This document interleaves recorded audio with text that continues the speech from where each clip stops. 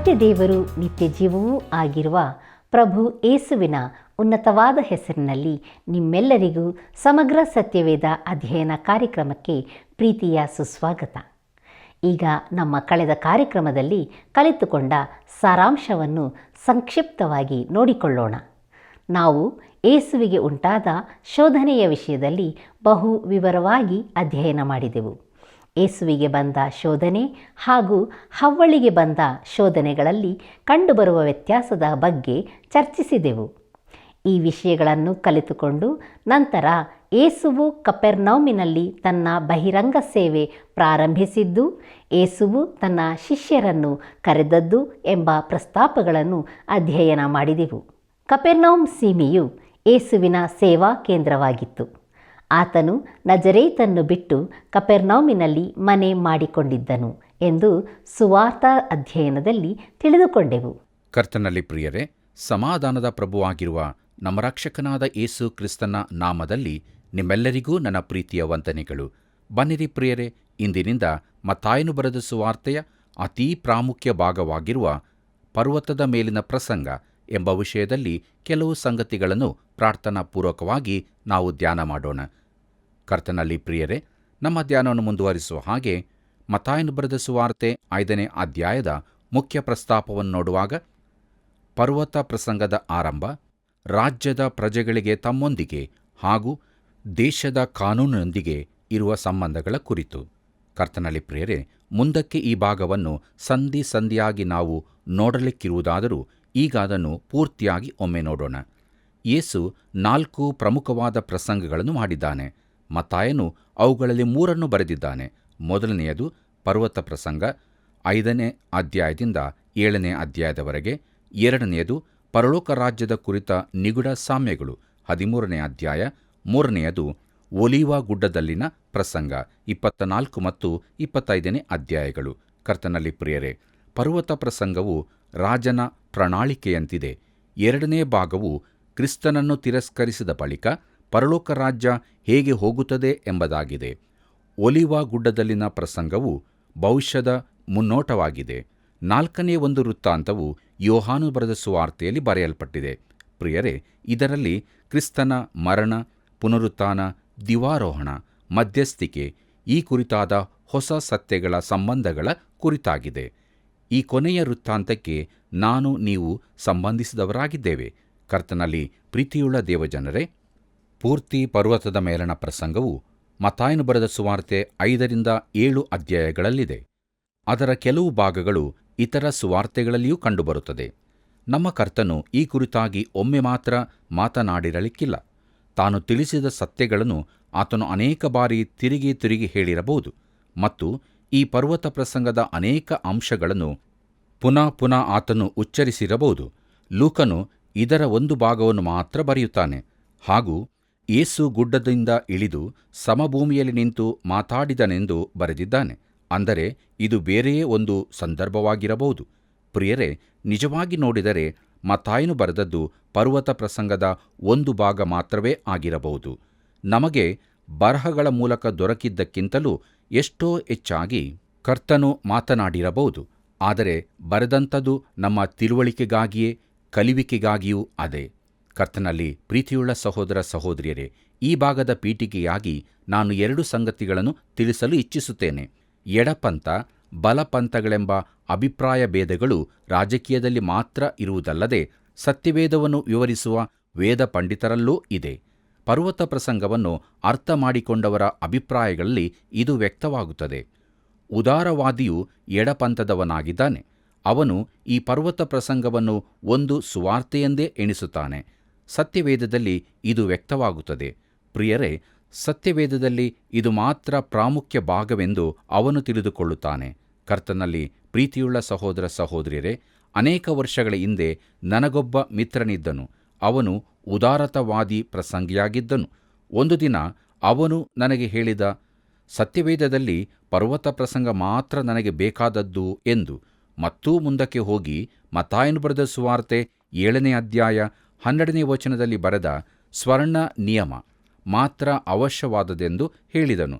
ಅಲ್ಲಿ ಹೀಗೆ ನೋಡುತ್ತೇವೆ, ಅಂತೂ ಜನರು ನಿಮಗೆ ಏನೇನು ಮಾಡಬೇಕೆಂದು ಅಪೇಕ್ಷಿಸುತ್ತೀರೋ ಅದನ್ನೇ ನೀವು ಅವರಿಗೆ ಮಾಡಿರಿ. ಇದೇ ಧರ್ಮಶಾಸ್ತ್ರದ ಮತ್ತು ಪ್ರವಾದಿಗಳ ತಾತ್ಪರ್ಯ ಎಂಬುದಾಗಿ. ಪ್ರೀತಿಯುಳ್ಳ ಸಹೋದರ ಸಹೋದರಿಯರೇ, ಸತ್ಯವೇದದಲ್ಲಿ ಎಂಬ ಅಭಿಪ್ರಾಯ ಕೇಳಲು ಒಳ್ಳೆಯದಾಗಿದೆ, ಆದರೆ ಇದು ಬಾಲಿಶವಾದ ಭಕ್ತಿಯಾಗಿದೆ. ಪರ್ವತ ಪ್ರಸಂಗವು ನಿನ್ನ ಧರ್ಮವಾಗಿದೆಯೋ ಎಂಬುದು ಮುಖ್ಯ ಪ್ರಶ್ನೆಯಲ್ಲ, ಆದರೆ ನೀನು ಅದರಂತೆ ಜೀವಿಸುತ್ತಿದ್ದೀಯೋ ಎಂಬುದೇ ಮುಖ್ಯವಾದದ್ದು. ಇದರ ಕುರಿತು ಮುಂದಕ್ಕೆ ಹೆಚ್ಚಾಗಿ ತಿಳಿಯೋಣ. ಕರ್ತನಲ್ಲಿ ಪ್ರಿಯರೇ, ಕ್ರೈಸ್ತ ಸಂದೇಶವನ್ನು ಪರ್ವತ ಪ್ರಸಂಗಕ್ಕೆ ಸೀಮಿತಗೊಳಿಸುವವರು ಉದಾರತವಾದಿಗಳಲ್ಲಿ ತುಂಬಾ ಮಂದಿ ಈ ದಿನಗಳಲ್ಲಿ ಇದ್ದಾರೆ. ಆದರೆ ಸುವಾರ್ತೆಯ ಪೂರ್ಣ ಸತ್ಯ ಪರ್ವತ ಪ್ರಸಂಗದಲ್ಲಿ ಇಲ್ಲವೆಂಬುದನ್ನು ತಿಳಿದುಕೊಳ್ಳಿರಿ. ಉದಾಹರಣೆಗೆ, ಕ್ರಿಸ್ತನ ಮರಣ ಪುನರುತ್ಥಾನಗಳ ಕುರಿತಾಗಿ ಅದರಲ್ಲಿ ಇಲ್ಲ. ಪೌಲನು ಕೊರಿಂಥದವರಿಗೆ ಹೀಗೆ ಹೇಳಿದ್ದಾನೆ, ನಾನು ನಿಮಗೆ ತಿಳಿಸಿದ ಸುವಾರ್ತೆ. ಆ ಸುವಾರ್ತೆ ಏನು? ಪರ್ವತ ಪ್ರಸಂಗವೋ? ಅಲ್ಲ. ಸುವಾರ್ತೆ ಎಂದರೆ ಏನೆಂದು ಪೌಲನು ಸ್ಪಷ್ಟಪಡಿಸುತ್ತಾನೆ. ಕೊರಿಂಥದವರಿಗೆ ಬರೆದಂಥ ಮೊದಲನೇ ಪತ್ರಿಕೆ 15ನೇ ಅಧ್ಯಾಯ 3 ಮತ್ತು 4ನೇ ವಚನಗಳಲ್ಲಿ ನಾವು ಹೀಗೆ ನೋಡುತ್ತೇವೆ. ನಾನು ನಿಮಗೆ ತಿಳಿಸಿದ ಮೊದಲನೆಯ ಸಂಗತಿಗಳೊಳಗೆ ಒಂದು ಸಂಗತಿಯನ್ನು ನಿಮಗೆ ತಿಳಿಸಿಕೊಟ್ಟೆನು. ಅದು ನಾನು ಸಹ ಕಲಿತುಕೊಂಡದ್ದೇ. ಅದೇನೆಂದರೆ, ಶಾಸ್ತ್ರದಲ್ಲಿ ಮುಂತಿಳಿಸಿರುವ ಪ್ರಕಾರ ಕ್ರಿಸ್ತನು ನಮ್ಮ ಪಾಪಗಳ ನಿವಾರಣೆಗಾಗಿ ಸತ್ತನು, ಹೂಣಲ್ಪಟ್ಟನು, ಶಾಸ್ತ್ರದ ಪ್ರಕಾರವೇ 3ನೇ ದಿನದಲ್ಲಿ ಎಬ್ಬಿಸಲ್ಪಟ್ಟನು ಎಂಬುದಾಗಿ. ಕರ್ತನಲ್ಲಿ ಪ್ರಿಯರೇ, ಸುವಾರ್ತೆಯು ಪರ್ವತ ಪ್ರಸಂಗದಲ್ಲಿಲ್ಲ. ಆದ್ದರಿಂದಲೇ ಅನೇಕರು ಅದನ್ನೇ ತಮ್ಮ ಮತವನ್ನಾಗಿ ಒಪ್ಪಿಕೊಂಡಿದ್ದಾರೆ. ಈ ರೀತಿಯ ಬೋಧನೆಗಳಿಂದಾಗಿ ಸಭೆಯಲ್ಲಿ ತುಂಬಾ ಕಪಟಿಗಳು ಸೇರಿಕೊಂಡಿದ್ದಾರೆ. ಪ್ರೀತಿಯುಳ್ಳ ದೇವಜನರೇ, ಮನುಷ್ಯರು ನಾನು ಪರ್ವತ ಪ್ರಸಂಗಕ್ಕೆ ಸರಿಯಾಗಿ ನಡಕೊಂಡಿದ್ದೇನೆ ಎಂದು ಬಹು ಸುಲಭವಾಗಿ ಹೇಳುತ್ತಾರೆ. ಒಬ್ಬನು ಯಥಾರ್ಥನಾಗಿದ್ದು ಪರ್ವತ ಪ್ರಸಂಗವನ್ನು ಓದುವುದಾದರೆ ತಾನು ಅದರಂತೆ ಜೀವಿಸುತ್ತಾ ಇಲ್ಲ ಎಂಬುದನ್ನು ಖಂಡಿತವಾಗಿಯೂ ತಿಳಿದುಕೊಳ್ಳುತ್ತಾನೆ. ಕರ್ತನಲ್ಲಿ ಪ್ರಿಯರೇ, ನಮ್ಮ ಧ್ಯಾನವನ್ನು ಮುಂದುವರಿಸಿ ನೋಡುವಾಗ ಪರ್ವತ ಪ್ರಸಂಗವು ದೇವರ ಮಟ್ಟವಾಗಿರುವುದಾದರೆ ನೀನು ಆ ಮಟ್ಟಕ್ಕಿಂತ ಕೆಳಗಿದ್ದಿ. ಹಾಗಾದರೆ ನೀನೇನು ಮಾಡುತ್ತೀ? ನಿನಗೆ ಕೃಪೆ ತೋರಿಸುವ ಒಬ್ಬ ರಕ್ಷಕನು ನಿನಗಿದ್ದಾನೋ? ದಯೆಯಿಂದ ಬಗ್ಗಿ ಕೈ ಚಾಚಿ ನೀನು ಆತನನ್ನು ನಂಬುವಾಗ ನಿನ್ನನ್ನು ಆತನು ರಕ್ಷಿಸುತ್ತಾನೆಂದು ತಿಳಿದಿದ್ದೀಯೋ? ಕ್ರೈಸ್ತ ಸಂದೇಶವನ್ನು ಪರ್ವತ ಪ್ರಸಂಗಕ್ಕೆ ಸೀಮಿತಗೊಳಿಸುವುದನ್ನು ಸತ್ಯವೇದವು ಎಂದಿಗೂ ಸಮ್ಮತಿಸುವುದಿಲ್ಲ. ಹೀಗೆ ಮಾಡುವಂಥದ್ದು ಎಡಪಂಥದ ಅತಿರೇಕ ರೀತಿಯಾಗಿದೆ. ಕರ್ತನಲ್ಲಿ ಪ್ರೀತಿಯುಳ್ಳ ದೇವಜನರೇ, ಅತಿರೇಕವಾದ ಬಲಪಂಥದ ಅಭಿಪ್ರಾಯವೂ ಕೂಡ ಇದೆ. ಈ ಗುಂಪಿನವರು ಪರ್ವತ ಪ್ರಸಂಗವನ್ನು ಒಂದು ಸಾಂಕ್ರಾಮಿಕ ರೋಗದಂತೆ ಭಾವಿಸುತ್ತಾರೆ. ಅವರು ಅದರ ಕುರಿತು ಯೋಚಿಸಲಿಕ್ಕೆ ಹೋಗುವುದಿಲ್ಲ. ಅದರಲ್ಲಿ ನೈತಿಕವಾಗಿ ಏನೋ ತಪ್ಪು ಇದೆ ಎಂದು ಭಾವಿಸುತ್ತಾರೆ. ಅವರು ವಿಪರೀತ ಕಾಲ ವಿಂಗಡಕರಾಗಿದ್ದಾರೆ.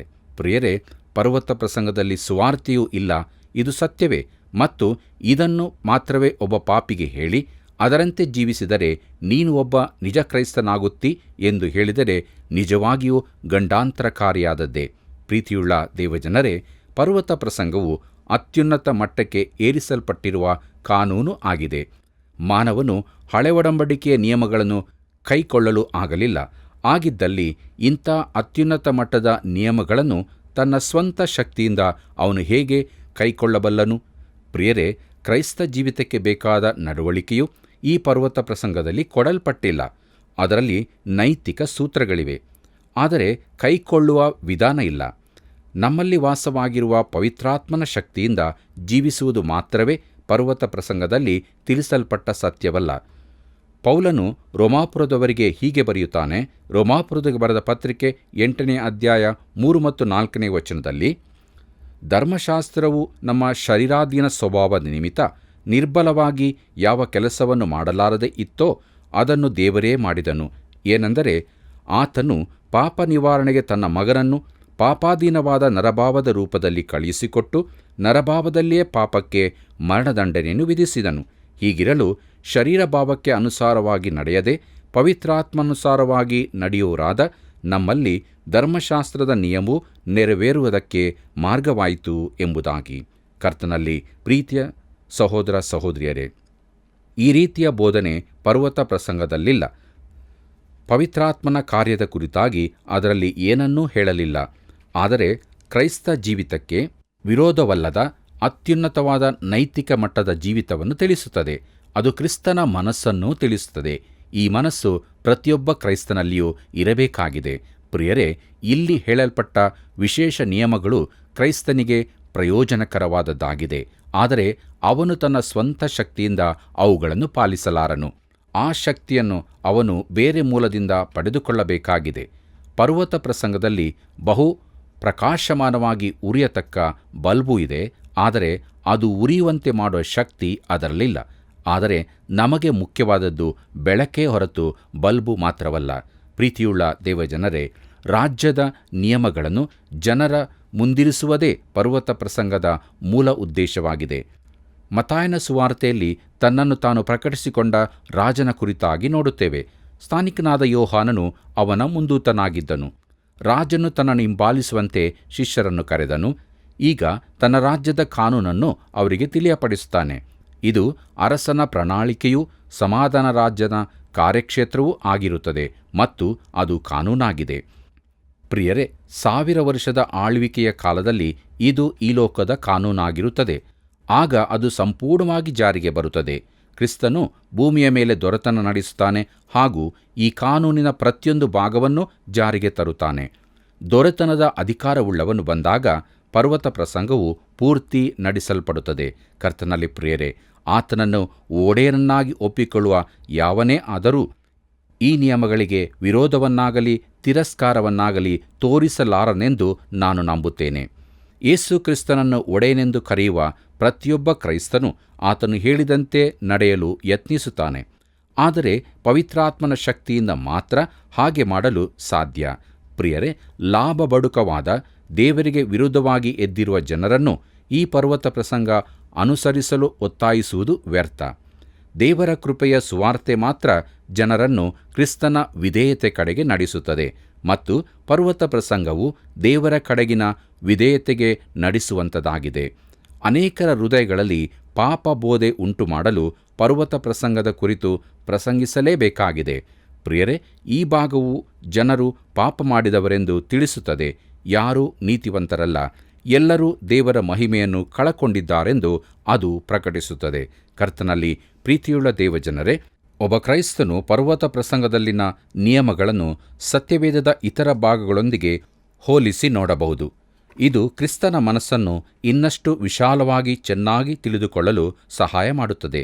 ಉದಾಹರಣೆಗೆ, ಕೊಲೆ ಹಾಗೂ ವ್ಯಭಿಚಾರದ ನಿಜವಾದ ಅರ್ಥವನ್ನು ಇಲ್ಲಿ ಮಾತ್ರ ನಾವು ಕಾಣುತ್ತೇವೆ. ಕ್ರಿಸ್ತನು 2 ಅಪ್ಪಣೆಗಳನ್ನು ತೆಗೆದುಕೊಂಡು ಅವುಗಳನ್ನು ಅತ್ಯುನ್ನತ ಮಟ್ಟಕ್ಕೆ ಏರಿಸಿದನು. ಕೊಲ್ಲಬಾರದು ಮತ್ತು ವ್ಯಭಿಚಾರ ಮಾಡಬಾರದು ಎಂಬುದೇ ಅವುಗಳು. ಆತನು ಮೇಲ್ಮಟ್ಟಕ್ಕೇರಿಸಿದ್ದು ಇದೆರಡನ್ನು ಮಾತ್ರವೋ? ಉತ್ತರ ಸ್ಪಷ್ಟವಾಗಿ ಆಗಿದೆ. ಮತ್ತಾಯನ ಸುವಾರ್ತೆಯಲ್ಲಿ ಬರೆಯಲ್ಪಟ್ಟದ್ದು ಇವೆರಡು ಮಾತ್ರ. ಆದರೆ ಆತನು ದಶಾಜ್ಞೆಯಲ್ಲಿನ ಪ್ರತಿಯೊಂದನ್ನೂ ಅತ್ಯುನ್ನತ ಮಟ್ಟಕ್ಕೆ ಏರಿಸಿ ಹೇಳಬಹುದಾಗಿದೆ. ಕರ್ತನಲ್ಲಿ ಪ್ರೀತಿಯುಳ್ಳ ಸಹೋದರ ಸಹೋದರಿಯರೇ, ಮೋಶೆಯ ಧರ್ಮಶಾಸ್ತ್ರದ ಕುರಿತಾಗಿ ಯಾವನಾದರೂ ನೇಮನಿಷ್ಠೆಗಳನ್ನನುಸರಿಸಿ ನೀತಿವಂತನೆಂದು ನಿರ್ಣಯಿಸಲ್ಪಡುವುದಿಲ್ಲ ಎಂಬುದಾಗಿ ಹೇಳಬಹುದಾದರೆ, ಪರ್ವತ ಪ್ರಸಂಗದ ನಿಯಮಗಳನ್ನನುಸರಿಸಿ ನೀತಿವಂತನೆಂದು ನಿರ್ಣಯ ಹೊಂದುವುದು 10 ಪಟ್ಟು ಹೆಚ್ಚು ಕಷ್ಟಕರವಾದದ್ದು. ಕರ್ತನಲ್ಲಿ ಪ್ರೀತಿಯುಳ್ಳ ದೇವಜನರೇ, ಕೊಲ್ಲಬಾರದು ಮತ್ತು ವ್ಯಭಿಚಾರ ಮಾಡಬಾರದು ಎಂಬ ಈ 2 ಅಪ್ಪಣೆಗಳನ್ನು ಮಾತ್ರ ನಿನ್ನ ಜೀವಿತಕ್ಕೆ ಅನ್ವಯಿಸಿಕೊಂಡು ನೋಡು. ಒಂದು ಚಿಕ್ಕ ದೃಷ್ಟಾಂತದ ಮುಖಾಂತರವಾಗಿ ಇದನ್ನು ವಿವರಿಸುತ್ತೇನೆ. ಒಂದು ಸಲ ಒಬ್ಬ ಸಭೆಯ ಹಿರಿಯರು ನನ್ನನ್ನು ಅವರ ಒಂದು ಭೋಜನಕೂಟದಲ್ಲಿ ಮಾತನಾಡಲು ಕರೆದಿದ್ದರು. ಆ ವ್ಯಕ್ತಿ ಬಹಳ ವಿಚಿತ್ರ ವ್ಯಕ್ತಿತ್ವದವರು ಆಗಿದ್ದರು. ಅವರು ಊರಿನಲ್ಲಿ ಒಳ್ಳೆಯ ಹೆಸರನ್ನು ಪಡೆದಿದ್ದರು. ಉನ್ನತವಾದ ಸ್ಥಾನಮಾನಗಳು ಅವರಿಗಿದ್ದವು. ಅವರು ನನಗೆ ಮಾತನಾಡಲು ಹೇಳಿ, ನಿಮಗೆ ಹೆಚ್ಚು ಸಮಯ ಸಿಗಲಿಕ್ಕಿಲ್ಲ, ಆದರೆ ಇಲ್ಲಿ ನೆರೆದಿರುವ ವ್ಯವಹಾರಸ್ಥರಿಗೆ ನೀವು ಸುವಾರ್ತೆಯನ್ನು ತಿಳಿಸಬೇಕು ಅಂದರು. ಆ ಸ್ಥಳಕ್ಕೆ ನಾನು ಸ್ವಲ್ಪ ಬೇಗನೆ ಹೋಗಿದ್ದೆ. ಅಲ್ಲಿ ತುಂಬ ಪುರುಷರು ನಿಂತಿದ್ದರು. ನಾನು ಎದುರಿನ ಪ್ರಸಂಗಿಯ ಸ್ಥಳಕ್ಕೆ ಹೋದಾಗ ನನ್ನೊಂದಿಗೆ ಒಬ್ಬನು ವಂದಿಸಿ ಕೆಟ್ಟ ಭಾಷೆಯಲ್ಲಿ ಮಾತನಾಡತೊಡಗಿದನು. ಸ್ವಲ್ಪ ಸಮಯದ ಬಳಿಕ ನಿನ್ನ ಕೆಲಸವೇನು ಎಂದು ನನ್ನನ್ನು ಕೇಳಿದನು. ಆಗ ನಾನು ಒಬ್ಬ ಬೋಧಕನು ಎಂದು ಹೇಳಿದೆ. ಕೂಡಲೇ ಅವನು ತನ್ನ ಮಾತಿಗಾಗಿ ಕ್ಷಮೆ ಕೇಳಿದನು. ಆದರೆ ಅವನು, ನನಗಲ್ಲ, ದೇವರಿಗೆ ಕ್ಷಮಾಪಣೆ ಕೇಳಿಕೊಳ್ಳಬೇಕಿತ್ತು. ಯಾಕಂದರೆ ದೇವರು ಅವನ ಎಲ್ಲ ಮಾತುಗಳನ್ನು ಕೇಳಿದ್ದನು. ನಾನು ಅವನಿಗೆ ಹಾಗೆಯೇ ಹೇಳಿದೆ. ಆಗ ಅವನು ತಾನು ಒಂದು ಉದಾರತಾವಾದಿ ಸಭೆಯ ಸದಸ್ಯನೆಂದು ಹೇಳಿ, ಪರ್ವತ ಪ್ರಸಂಗವು ನನ್ನ ಧರ್ಮವಾಗಿದೆ ಎಂದು ಹೇಳಿದನು. ನಾನೆಂದೆ, ಹೌದಾ? ನಿಮಗೆ ವಂದನೆಗಳು. ನಿಮ್ಮ ಧರ್ಮ ಅದ್ಭುತವಾದದ್ದು. ಅದಕ್ಕಾಗಿ ನಿಮಗೆ ವಂದನೆಗಳು. ಅದಿರಲಿ, ನೀವು ಅದನ್ನು ಹೇಗೆ ಆಚರಿಸ್ತೀರಿ? ಎಂದಾಗ, ಅಂದರೆ ಎಂದು ಕೇಳಿದರು. ನೀವು ಪರ್ವತ ಪ್ರಸಂಗವು ನಿಮ್ಮ ಧರ್ಮವೆಂದು ಹೇಳಿದಿರಿ, ಅದನ್ನು ಹೇಗೆ ಆಚರಿಸುತ್ತೀರಿ ಎಂದೇ ಅಂದೆನು. ನಾನು ಪ್ರಯತ್ನಿಸುತ್ತಾ ಇದ್ದೇನೆ ಎಂದರು. ಇದು ಸರಿಯಲ್ಲ, ಯೇಸು ಹೇಳಿದ್ದು ನೀವು ಅದನ್ನು ಕೈಕೊಂಡು ನಡೆದರೆ ಎಂಬುದಾಗಿ, ಪ್ರಯತ್ನಿಸಿದರೆ ಎಂದು ಹೇಳಲಿಲ್ಲ. ನೀವು ಕೈಕೊಳ್ಳುತ್ತೀರೋ ಎಂದಾಗ, ಹೌದು ಎಂದು ನೆನೆಸುತ್ತೇನೆ ಅಂದರು. ಹಾಗಾದರೆ ನಾವೊಂದು ಚಿಕ್ಕ ಪರೀಕ್ಷೆ ಮಾಡೋಣವೇ? ಸರಿ ಎಂದಾಗ, ಪರ್ವತ ಪ್ರಸಂಗದಲ್ಲಿ ನೀವು ನಿಮ್ಮ ಸಹೋದರನ ಸಂಗಡ ಸಿಟ್ಟುಗೊಂಡರೆ ನೀವು ಕೊಲೆ ಮಾಡಿದಂತೆ ಎಂದು ಹೇಳಿದೆ. ಈ ಮಾತಿನಂತೆ ನಡೆಯುತ್ತೀರೋ? ಆಗ ಅವರು, ಓ, ಇದು ಸ್ವಲ್ಪ ಅತಿಯಾದದ್ದು, ಆದರೆ ನಾನು ಯಾರನ್ನು ಕೊಲ್ಲುವಷ್ಟು ಸಿಟ್ಟುಗೊಳ್ಳಲಿಲ್ಲವೆಂದು ನೆನೆಸುತ್ತೇನೆ ಅಂದರು. ಆಗ ನಾನು ಇನ್ನೊಂದು ವಚನವನ್ನು ಹೇಳಿದೆ. ಪರಸ್ತ್ರೀಯನ್ನು ನೋಡಿ ಮೋಹಿಸುವ ಪ್ರತಿ ಮನುಷ್ಯನೂ ಆಗಲೇ ತನ್ನ ಮನಸ್ಸಿನಲ್ಲಿ ಆಕೆಯು ಕೂಡ ವ್ಯಭಿಚಾರ ಮಾಡಿದವನಾದನು. ಇದರ ವಿಚಾರ ಏನು ಎಂದಾಗ, ಹೋ, ಇದು ನನ್ನನ್ನು ಹಿಡಿಯುವಂತಾದು. ಆಗ ನಾನೆಂದೆ, ಈ ಪರ್ವತ ಪ್ರಸಂಗದಲ್ಲಿ ನಿಮ್ಮನ್ನು ಹಿಡಿಯುವಂಥ ಅನೇಕ ಸಂಗತಿಗಳಿವೆ. ನೀವು ನಿಮ್ಮ ಧರ್ಮದ ಪ್ರಕಾರ ನಡೆಯುವಂತೆ ಕಾಣುವುದಿಲ್ಲ. ನಾನು ನಿಮ್ಮ ಸ್ಥಾನದಲ್ಲಿರುತ್ತಿದ್ದರೆ ನನ್ನ ಧರ್ಮವನ್ನು ಬದಲಾಯಿಸಿ ನನಗೆ ಕೈಕೊಳ್ಳಲು ಸಾಧ್ಯವಾಗುವಂಥದ್ದನ್ನು ಹಿಡಿದುಕೊಳ್ಳುತ್ತಿದ್ದೆ ಎಂದೆನು. ಕರ್ತನಲ್ಲಿ ಪ್ರೀತಿಯುಳ್ಳ ದೇವಜನರೇ, ಈ ಮನುಷ್ಯರಂಥವರು ಅನೇಕ ಮಂದಿ ಇದ್ದಾರೆ. ಅವರು ಬಹಳ ಭಕ್ತಿವಂತರಂತೆ ಪರ್ವತ ಪ್ರಸಂಗವು ತಮ್ಮ ಧರ್ಮವೆಂದು ಹೇಳುತ್ತಾರೆ. ಆದರೆ ಅವರ ಮಾತಿನ ನಿಜ ಅರ್ಥವೇನೆಂದರೆ, ಅದು ಒಂದು ಉತ್ತಮ ಬೋಧನೆಯಾಗಿದ್ದು ಓದಲಿಕ್ಕಷ್ಟೇ ಯೋಗ್ಯ. ಅವರ ಜೀವಿತದ ಮೇಲೆ ಅದರಿಂದ ಯಾವ ಪರಿಣಾಮವೂ ಉಂಟಾಗಲಿಕ್ಕಿಲ್ಲ. ನನಗೆ ಆ ಬಳಿಕ ತಿಳಿದು ಬಂದದ್ದೇನೆಂದರೆ, ನನ್ನೊಡನೆ ಮಾತನಾಡಿದ ಆ ವ್ಯಕ್ತಿಗೆ ಅಕ್ರಮ ಸಂಬಂಧವಿತ್ತು ಎಂಬುದಾಗಿ. ಪ್ರೀತಿಯುಳ್ಳ ಸ್ನೇಹಿತನೇ, ಪರ್ವತ ಪ್ರಸಂಗವು ನಿನ್ನ ಧರ್ಮವಾಗಿರುವುದಾದರೆ ಅದನ್ನು ಸರಿಯಾಗಿ ಅನುಸರಿಸುತ್ತೀಯಾ ಎಂದು ಖಂಡಿತವಾಗಿ ಮಾಡಿಕೋ. ಅದರ ತುಂಬ ಕಾನೂನು ನಿಯಮಗಳಿವೆ. ನೀನು ಅದನ್ನು ಯಥಾರ್ಥವಾಗಿ ನೋಡುವುದಾದರೆ ಅದು ನಿನ್ನನ್ನು ನಿನಗಾಗಿ ಕ್ರೂಜೆಯಲ್ಲಿ ಪ್ರಾಣಕೊಟ್ಟ ರಕ್ಷಕನ ಬಳಿಗೆ ನಡೆಸುತ್ತದೆ. ಪರ್ವತ ಪ್ರಸಂಗವು ನಮ್ಮೆದುರಿಗೆ ವಿಶೇಷವಾದ ನಿಯಮಗಳನ್ನು, ಅತ್ಯುನ್ನತ ಗುರಿಯನ್ನು ಇರಿಸುತ್ತದೆ. ನಾವು ಅದನ್ನು ತಿಳಿದುಕೊಳ್ಳಬೇಕು. ನಾವು ಯಾವ ಮಟ್ಟದ ಕೊರತೆಯಲ್ಲಿದ್ದೇವೆಂಬುದನ್ನು ಅದು ತಿಳಿಸುತ್ತದೆ. ಪ್ರಿಯರೇ, ಮತ್ತಾಯನು ಬರೆದಿರುವ ಪರ್ವತ ಪ್ರಸಂಗದ ಭಾಗವು ಸಂಕ್ಷಿಪ್ತ ಮಾಹಿತಿ ಮಾತ್ರವಾಗಿದೆ. ಇದನ್ನು ನಾವು ಹೀಗೆ ತಿಳಿದುಕೊಳ್ಳಬಹುದು ಅಥವಾ ವಿಭಾಗಿಸಬಹುದು. ಅವುಗಳೇನೆಂದರೆ, ಒಂದನೆಯದು ರಾಜ್ಯದ ಪ್ರಜೆಗಳ ಸಂಬಂಧ ತಮ್ಮೊಂದಿಗೆ. ಮತ್ತಾಯನು ಬರೆದ ಸುವಾರ್ತೆ 5ನೇ ಅಧ್ಯಾಯ 1-16 ವಚನಗಳು. ಎರಡನೆಯದು ರಾಜ್ಯದ ಪ್ರಜೆಗಳ ಸಂಬಂಧ ಕಾನೂನಿನೊಂದಿಗೆ. ಮತ್ತಾಯನು ಬರೆದ ಸುವಾರ್ತೆ 5ನೇ ಅಧ್ಯಾಯ 17ನೇ ವಚನದಿಂದ 48ನೇ ವಚನದವರೆಗೆ. ಮೂರನೆಯದು ರಾಜ್ಯದ ಪ್ರಜೆಗಳ ಸಂಬಂಧ ದೇವರೊಂದಿಗೆ. ಮತ್ತಾಯನು ಬರೆದ ಸುವಾರ್ತೆ 6ನೇ ಅಧ್ಯಾಯ. ನಾಲ್ಕನೆಯದು ರಾಜ್ಯದ ಪ್ರಜೆಗಳ ಸಂಬಂಧ ಇತರರ ಜೊತೆಗೆ. ಮತ್ತಾಯನು ಬರೆದ ಸುವಾರ್ತೆ 7ನೇ ಅಧ್ಯಾಯ. ಕರ್ತನಲ್ಲಿ ಪ್ರಿಯರೇ, ಪರ್ವತ ಪ್ರಸಂಗವು ಧನ್ಯತೆಯ ವಿಚಾರಗಳೊಂದಿಗೆ ಪ್ರಾರಂಭವಾಗುತ್ತದೆ. ಅವು ಎಲ್ಲವೂ ನಾವು ಇರಬೇಕಾದ ಸ್ಥಿತಿಗಳೇ ಹೊರತು ಮಾಡಬೇಕಾದ ಕಾರ್ಯಗಳಲ್ಲ. ರಾಜ್ಯದ ಪ್ರಜೆಗಳು ಹೇಗೆ ಇರುತ್ತಾರೆ ಎಂಬುದನ್ನು ತಿಳಿಸುತ್ತವೆ. ಅವರು ಈ ಭಾಗದಲ್ಲಿ ತಿಳಿಸಿದ ರೀತಿಯಲ್ಲಿರುತ್ತಾರೆ. ಪ್ರೀತಿಯುಳ್ಳ ದೇವಜನರೇ, ಈ ಭಾಗಕ್ಕೆ ಪರ್ವತ ಪ್ರಸಂಗ ಎಂಬ ಹೆಸರು ಯಾಕೆ ಬಂದಿದೆ ಎಂದು 1ನೇ ವಚನದಲ್ಲಿ ಸ್ಪಷ್ಟಪಡಿಸಿದೆ. ಮತ್ತು ಯೇಸು ಇದನ್ನು ಜನರ ಗುಂಪಿಗೆ ಹೇಳಲಿಲ್ಲ, ಪ್ರಥಮತಃ ತನ್ನ ಶಿಷ್ಯರಿಗೆ ಹೇಳಿದನೆಂಬುದನ್ನು, ಈಗಾಗಲೇ ತನ್ನವರಾಗಿರುವವರಿಗೆ ಹೇಳಿದನೆಂಬುದನ್ನು ನಾವು ಗಮನಿಸಬೇಕು. ಕರ್ತನಲ್ಲಿ ಪ್ರಿಯರೇ, ನಮ್ಮ ಧ್ಯಾನ ಮುಂದುವರಿಸುವ ಹಾಗೆ ಮತ್ತಾಯನು ಬರೆದ ಸುವಾರ್ತೆ 5ನೇ ಅಧ್ಯಾಯ 1 ಮತ್ತು 2ನೇ ವಚನಗಳನ್ನು ನೋಡೋಣ. ಆತನು ಆ ಜನರ ಗುಂಪುಗಳನ್ನು ಕಂಡು ಬೆಟ್ಟವನ್ನೇರಿ ಕೂತುಕೊಂಡ ತರುವಾಯ ಆತನ ಶಿಷ್ಯರು ಆತನ ಬಳಿಗೆ ಬಂದರು. ಆತನು ಅವರಿಗೆ ಉಪದೇಶ ಮಾಡಿ ಹೇಳಿದ್ದೇನೆಂದರೆ ಎಂಬುದಾಗಿ. ಕರ್ತನಲ್ಲಿ ಪ್ರಿಯರೇ, ಆತನು ಈ ಬೋಧನೆಯನ್ನು ಜನರ ಗುಂಪಿಗೆ ನೀಡದೆ ತನ್ನ ಶಿಷ್ಯರಿಗೆ ಹೇಳಿದ್ದನಾದ್ದರಿಂದ ಜನರ ಗುಂಪಿನ ಅವಶ್ಯಕತೆಗಳನ್ನು ಆತನು ತಿಳಿದಿದ್ದನು. ಇದು ಅವರಿಗೆ ಅನ್ವಯಿಸುತ್ತದೆ. ಪ್ರಿಯರೇ, ನಮ್ಮ ಕಾಲದ ಜನರೂ ಕೂಡ ಮೊದಲು ಕ್ರಿಸ್ತನ ಬಳಿಗೆ ಬರಬೇಕು.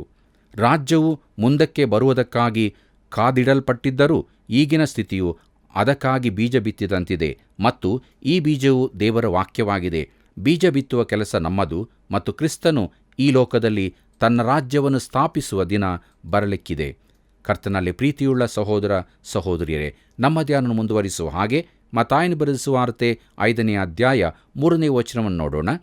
ಆತ್ಮದಲ್ಲಿ ಬಡವರಾಗಿರುವರು ಧನ್ಯರು, ಪರಲೋಕ ರಾಜ್ಯವು ಅವರದು ಎಂಬುದಾಗಿ. ಪ್ರಿಯರೇ, ಇಲ್ಲಿ ಆತ್ಮದಲ್ಲಿ ಬಡವರಾಗುವುದು ಎಂಬುದಾಗಿ 9 ಬಾರಿ ಹೇಳುತ್ತಾನೆ. ಕೀರ್ತನೆಯ ಗ್ರಂಥ ಹೀಗೆಯೇ ಪ್ರಾರಂಭವಾಗುತ್ತದೆ. ಕೀರ್ತನೆ 1 ಮತ್ತು 2ನೇ ವಚನ.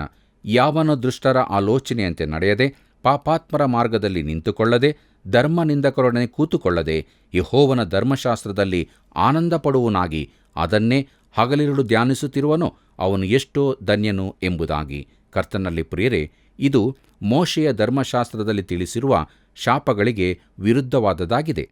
ಇಸ್ರಾಯೇಲ್ಯರು ಯೊರ್ದಾನ್ ಹೊಳೆಯನ್ನು ದಾಟಿದ ಬಳಿಕ ಗೆರಿಜ್ಜೀಮ್ ಪರ್ವತದ ಮೇಲೆ ಆಶೀರ್ವಾದಗಳನ್ನು ನುಡಿಯುವುದಕ್ಕೋಸ್ಕರ ನಿಲ್ಲಬೇಕೆಂದು ಯೆಹೋಶುವನಿಗೆ ಹೇಳಲ್ಪಟ್ಟಿತು.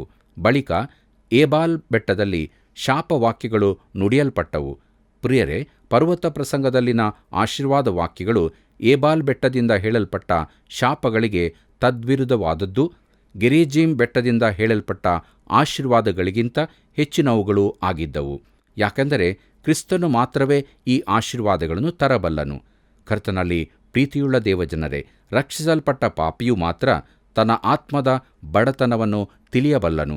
ಪರ್ವತ ಪ್ರಸಂಗವು ಜನರನ್ನು ಆತ್ಮದಲ್ಲಿ ಬಡವರನ್ನಾಗಿ ಮಾಡುವ ಬದಲು ತಮ್ಮಲ್ಲಿ ತಾವು ಹೆಚ್ಚಳ ಪಡುವಂತೆ ಮಾಡುತ್ತದೆ. ಹಿಂದೆ ನಾನು ಹೇಳಿದ ಮನುಷ್ಯರಂತೆ ಅವನು ಪರ್ವತ ಪ್ರಸಂಗವೇ ನನ್ನ ಧರ್ಮ ಎಂದು ಹೇಳಿ ತಾನು ಅದನ್ನು ಕೈಕೊಳ್ಳುತ್ತೇನೆಂದು ಇತರರೆದುರು ನಟಿಸುತ್ತಿದ್ದನು. ಆದರೆ ಅವನು ಅದನ್ನು ಖಂಡಿತ ಕೈಕೊಳ್ಳುತ್ತಿರಲಿಲ್ಲ. ಅವನು ತನ್ನನ್ನು ಕಪಟಿಯನ್ನಾಗಿ ಮಾಡಿಕೊಂಡಿದ್ದನು. ಇಂಥ ಅನೇಕರು ನಮ್ಮ ಸುತ್ತಲೂ ಇರುತ್ತಾರೆ. ಕರ್ತನಲ್ಲಿ ಪ್ರೀತಿಯುಳ್ಳ ದೇವಜನರೇ, ಒಮ್ಮೆ ಒಬ್ಬನು ನನಗೆ ಹೇಳಿದ, ನಾನು ಎಲ್ಲರಂತೆ ದೇವಾಲಯಕ್ಕೆ ಹೋಗುತ್ತಿದ್ದೆ, ಪರ್ವತ ಪ್ರಸಂಗವನ್ನು ಕೈಕೊಳ್ಳುತ್ತೇನೆಂದು ಹೇಳುತ್ತಿದ್ದೆ, ಆದರೆ ನಾನು ನರಕದ ಕಡೆಗೆ ಸಾಗುತ್ತಿರುವ ನಾಶನ ಪಾತ್ರ ಪಾಪಿ ಎಂಬುದನ್ನು ಒಂದು ದಿನ ತಿಳಿದುಕೊಂಡೆ. ಆಗ ನಾನು ಕ್ರಿಸ್ತನ ಕಡೆಗೆ ತಿರುಗಿಕೊಂಡೆ, ಆತನು ನನ್ನನ್ನು ರಕ್ಷಿಸಿದನು ಎಂಬುದಾಗಿ. ಕರ್ತನಲ್ಲಿ ಪ್ರಿಯರೇ, ಮೋಸ ಹೋಗಬೇಡಿರಿ. ನಿನ್ನ ಆತ್ಮದ ಬಡತನವನ್ನು ದೇವರಾತ್ಮನು ಮಾತ್ರವೇ ಪ್ರಕಟಿಸಬಲ್ಲನು. ಪರಲೋಕ ರಾಜ್ಯದ ಪ್ರಜೆಗಳಾಗುವುದು ಹೇಗೆ ಎಂಬುದನ್ನು ಯೇಸು ಪರ್ವತ ಪ್ರಸಂಗದಲ್ಲಿ ಹೇಳುತ್ತಿಲ್ಲ. ಅವರು ಈಗಾಗಲೇ ಪ್ರಜೆಗಳಾಗಿದ್ದಾರೆ. ಕರ್ತನಲ್ಲಿ ಪ್ರಿಯರೇ, ಕ್ರೈಸ್ತರಾದ ನಾವು ನಿಜವಾಗಿ ಆತ್ಮದಲ್ಲಿ ಬಡವರಾಗಿರುವವರು, ದಿವಾಳಿ ಹೋದವರು. ಆದರೆ ಬೆಳ್ಳಿ ಬಂಗಾರಗಳಿಗಿಂತ ಅಮೂಲ್ಯವಾದದ್ದು ನಮ್ಮಲ್ಲಿರುತ್ತದೆ. ಪೌಲನು ಹೀಗೆ ಹೇಳಿದ್ದಾನೆ, ಕೊರಿಂಥದವರಿಗೆ ಬರೆದಂಥ 2ನೇ ಪತ್ರಿಕೆ 6ನೇ ಅಧ್ಯಾಯ 10ನೇ ವಚನದಲ್ಲಿ, ದುಃಖಪಡುವವರಾಗಿದ್ದರೂ ಯಾವಾಗಲೂ ಸಂತೋಷಪಡುವವರು, ಬಡವರಾಗಿದ್ದರೂ ಅನೇಕರಿಗೆ ಐಶ್ವರ್ಯವನ್ನುಂಟು ಮಾಡುವವರು, ಏನೂ ಇಲ್ಲದವರಾಗಿದ್ದರೂ ಎಲ್ಲ ಇದ್ದವರು ಆಗಿದ್ದೇವೆ ಎಂಬುದಾಗಿ. ಕರ್ತನಲ್ಲಿ ಪ್ರಿಯರೇ, ಬಡವರಾಗಿದ್ದರೂ ಅನೇಕರಿಗೆ ಐಶ್ವರ್ಯವನ್ನುಂಟು ಮಾಡುವವರು ಅಂದರೆ ಕ್ರಿಸ್ತನಿಗೆ ಸೇರಿದವರೆಲ್ಲರಿಗೆ ದೊರಕುವ ಆತ್ಮಿಕ ಐಶ್ವರ್ಯ. ದೇವರಿಗೆ ಮಹಿಮೆಯಾಗಲಿ. ಕರ್ತನಲ್ಲಿ ಪ್ರಿಯರೇ, ನಮ್ಮ ಧ್ಯಾನ ಮುಂದುವರಿಸುವ ಹಾಗೆ ಮತ್ತಾಯನ ಬರೆದ ಸುವಾರ್ತೆ 5ನೇ ಅಧ್ಯಾಯ 4ನೇ ವಚನವನ್ನು ನೋಡೋಣ. ದುಃಖ ಪಡುವವರು ಧನ್ಯರು, ಅವರು ಸಮಾಧಾನ ಹೊಂದುವರು ಎಂಬುದಾಗಿ. ಪ್ರಿಯರೇ, ಇಲ್ಲಿ ಹೇಳಲ್ಪಟ್ಟ ವಿಚಾರವು ಸತ್ಯವೇದದ ಇತರ ಕಡೆಗಳಲ್ಲಿಯೂ ಇರುವುದನ್ನು ಕಾಣಬಹುದು. ಸಮಾಧಾನ ಹೊಂದುವರ ಕುರಿತು ಮೀಕನ ಪ್ರವಾದನೆ ಗ್ರಂಥ 7ನೇ ಅಧ್ಯಾಯದಲ್ಲಿ ನೋಡುತ್ತೇವೆ. ಕರ್ತನಲ್ಲಿ ಪ್ರಿಯರೇ, ನಮ್ಮ ಕಾರ್ಯಕ್ರಮದ ಅಂತ್ಯಭಾಗಕ್ಕೆ ನಾವು ಬಂದಿರುವಾಗ ಮತ್ತಾಯನ ಬರೆದ ಸುವಾರ್ತೆ 5ನೇ ಅಧ್ಯಾಯ 5ನೇ ವಚನವನ್ನು ನೋಡೋಣ. ಶಾಂತರು ಧನ್ಯರು, ಅವರು ಭೂಮಿಗೆ ಬಾಧ್ಯರಾಗುವರು ಎಂಬುದಾಗಿ. ಇದನ್ನು ನಾವು ಕೀರ್ತನೆ 37 11ನೇ ವಚನದಲ್ಲಿ ನೋಡುತ್ತೇವೆ. ನಾವು ಜೀವಿಸುವ ಈ ದಿನಗಳಲ್ಲಿ ಶಾಂತರು ಭೂಮಿಗೆ ಬಾಧ್ಯರಾಗುವುದಿಲ್ಲ. ನೀವು ಇದನ್ನು ನೋಡಿರಬಹುದು. ಆದ್ದರಿಂದ ಪರ್ವತ ಪ್ರಸಂಗವು ಇಂದಿನ ದಿನಗಳಲ್ಲಿ ಪ್ರಸ್ತುತವಾದದಲ್ಲ. ಆದರೆ ಕ್ರಿಸ್ತನು ಆಳುವಾಗ ಶಾಂತರು ಭೂಮಿಗೆ ಬಾಧ್ಯರಾಗುವರು. ಕರ್ತನಲ್ಲಿ ಪ್ರೀತಿಯುಳ್ಳ ದೇವಜನರೇ, ಕ್ರಿಸ್ತನು ನಮ್ಮ ಜೀವಿತವನ್ನು ಆಳುವಾಗ ದೈವಿಕವಾದ ಸಮಾಧಾನ ನಮ್ಮಲ್ಲಿ ನೆಲೆಯಾಗಿರುತ್ತದೆ ಮತ್ತು ಅಂತ್ಯದಲ್ಲಿ ಆತನು ಮಾಡಿದ ವಾಗ್ದಾನದ ಫಲವನ್ನು ನಾವು ಹೊಂದಿಕೊಳ್ಳುತ್ತೇವೆ. ಹೀಗಾಗುವಂತೆ ದೇವರು ತಾನೇ ನಮ್ಮೆಲ್ಲರಿಗೆ ಸಹಾಯ ಮಾಡಲಿ. ಆಮೇನ್. ಒಂದೇ ಮನಸ್ಸಿನಿಂದ ಪ್ರಾರ್ಥನೆ ಮಾಡಿಕೊಳ್ಳೋಣ. ಪ್ರೀತಿ ಸ್ವರೂಪನಾದ ದೇವರೇ, ನೀನು ಕೊಟ್ಟಂಥ ವಾಕ್ಯಗಳಿಗಾಗಿ ನಿನಗೆ ಸ್ತೋತ್ರ. ನಾವು ಆತ್ಮದಲ್ಲಿ ಬಡವರಾಗಿದ್ದುಕೊಂಡು ಸ್ವಾಮಿ, ನಿನ್ನನ್ನು ಕಂಡುಕೊಂಡವರಾಗಿ, ರಕ್ಷಣೆಯನ್ನು ಸಂಪಾದನೆ ಮಾಡಿಕೊಂಡವರಾಗಿ, ನಿತ್ಯ ಜೀವದ ನಿರೀಕ್ಷೆ ಜೀವಿತದಲ್ಲಿ ದಿನಾಲು ನಮ್ಮ ಜೀವಿತದಲ್ಲಿ ಮುಂದೆ ಮುಂದೆ ಸಾಗುವುದಕ್ಕೆ ಸಹಾಯ ಮಾಡು. ನಿನ್ನ ಜೀವಳ ವಾಕ್ಯಗಳು ನಮ್ಮಲ್ಲಿ ಸಮೃದ್ಧಿಯಾಗಿ ವಾಸವಾಗಲಿ. ನೀನು ತೋರಿಸಿದಂಥ ಆ ರಕ್ಷಣೆಯ ಸಂತೋಷದಲ್ಲೇ ದಿನಾಲು ನಿನ್ನನ್ನು ದೃಷ್ಟಿಸಿ ಓಡುವುದಕ್ಕೆ ಕೃಪೆಕೊಡು. ನಮ್ಮೆಲ್ಲರ ಜೀವಿತದಲ್ಲಿ ನೀನು ಮಾತ್ರ ಮಹಿಮೆ ಹೊಂದು. ಯೇಸುವಿನ ನಾಮದಲ್ಲಿ ಬೇಡಿದ್ದೇವೆ ತಂದೆಯೇ, ಆಮೆನ್. ಪ್ರೀತಿಯ ದೇವಜನರೇ, ಇದುವರೆಗೆ ಜೀವವುಳ್ಳ ವಾಕ್ಯದ ಅಧ್ಯಯನವನ್ನು ದೇವರ ಸಹಾಯದಿಂದ ಮಾಡಿದ್ದೇವೆ. ಅತ್ಯಂತ ಉತ್ಕೃಷ್ಟವಾದ ದೇವರ ವಾಕ್ಯದಲ್ಲಿ ಇಂದು ಮತ್ತಾಯನ ಸುವಾರ್ತೆಯ 5ನೇ ಅಧ್ಯಾಯದ ಅಧ್ಯಯನವನ್ನು ಪ್ರಾರಂಭಿಸಿದ್ದೇವೆ. ಯೇಸುವು ಮಾಡಿರುವ ಒಟ್ಟು 4 ಪ್ರಸಂಗಗಳಲ್ಲಿ ಮತ್ತಾಯನು 3 ಪ್ರಸಂಗಗಳನ್ನು ತನ್ನ ಸುವಾರ್ತೆಯಲ್ಲಿ ದಾಖಲಿಸಿದ್ದಾನೆ. ಪರ್ವತ ಪ್ರಸಂಗವು ನಿಜ ಕ್ರೈಸ್ತರು ಜೀವಿಸಬೇಕಾದ ರೀತಿಯನ್ನು ವಿವರಿಸುವಂಥ ವಾಕ್ಯವಾಗಿದೆ. ಈ ದಿನ ಪರ್ವತ ಪ್ರಸಂಗಕ್ಕೆ ಪೀಠಿಕೆ ರಾಜ್ಯದ ಪ್ರಜೆಗಳಲ್ಲಿ ಪರಸ್ಪರ ತಮ್ಮೊಂದಿಗಿರುವ ಸಂಬಂಧ ಎಂಬ ಪ್ರಸ್ತಾಪಗಳನ್ನು ಅಧ್ಯಯನ ಮಾಡಿದೆವು. ಹೀಗಾಗುವಂತೆ ಕೃಪಾಪೂರ್ಣನಾದ ದೇವರು ತಾನೇ ನಿಮ್ಮೆಲ್ಲರನ್ನು ನಡೆಸಲಿ.